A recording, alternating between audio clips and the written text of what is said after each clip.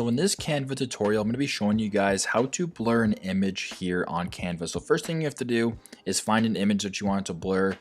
For the sake of this video, I'm just going to scroll down to where it says photos. I'm going to press on see all and just grab one for an example, but you can use one that you can upload as well. Doesn't really matter for the sake of this video. So let's just say I'm going to take this photo right here of this cat that is sleeping.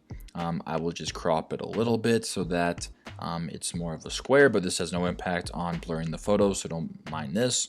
There you go, make it a little bit larger. Once that is done, I want you to press in the top left corner where it says edit image. I want you to press on that button. Then I want you to press right here to where it says adjust. I actually want you to press see all. Now you are greeted with a bunch of different options. You can scroll all the way down. We have brightness, contrast, saturation, tint, blur. We're going to be using this in a second.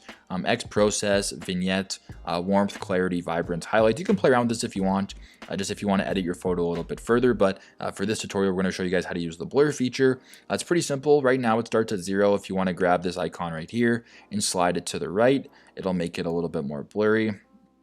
If you want to slide it to the left, it'll make it less blurry and make this photo super crystal clear. So let's just say you want to blur this photo a little bit. You can just slide it a little bit to the right, and the more further right that you go, the more blurry this image is going to be. And pretty much now you can't even see it, but if you just want to make it a little bit blurry for whatever reason, there you go. I'll leave it at 15. And that's how you can blur an image, how you can blur any image here on Canva. Hopefully this video helped.